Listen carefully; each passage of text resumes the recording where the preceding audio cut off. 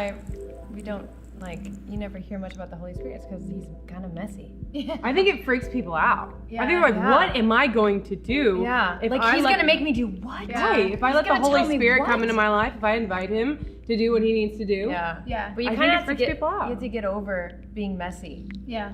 to Being embrace the Holy scared. Spirit, because my life didn't change until I did. And I Yeah. was a Christian since I was 4. But nothing changed in my life. I wasn't healed from anything. I wasn't set free from anything until I was baptized in the Spirit. And that was when my life started to move.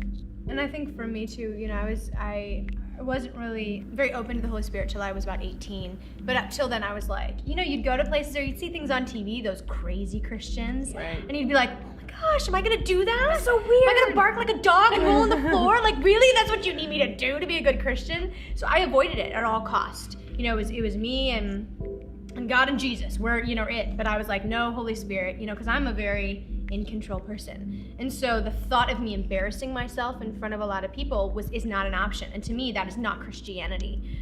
And, it was interesting. I finally got to the place where I really, really needed him. Some circumstances came up in my life. Like Becca was saying, I needed healing in my life. I was struggling with eating disorders, just different things. And I didn't know what God thought about me. I couldn't feel him. I knew everything up here, but the emotion was missing.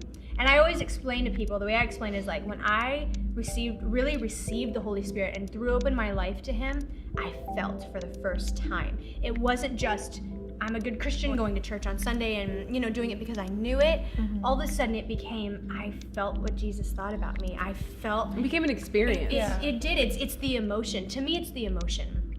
The Holy Spirit brings the emotion, and I think that is why people react the way they do, because it has to do with their personalities. People who are a bit more outgoing, when you feel what God feels about you, oh my gosh, yeah, some people are going to run around the room screaming. Some people are going to sit there and cry. It's really up to your personality, and the Holy Spirit's going to meet you where you're at. And he's a gentleman. He is, but my challenge to people is if you are ready to feel. If you're ready to feel the Christian walk and not just know it in your head, if you're ready to feel what Jesus thinks about you and ready to feel what God thinks about you, that's when I'd let the Holy Spirit in, because it's just going to open up everything for you.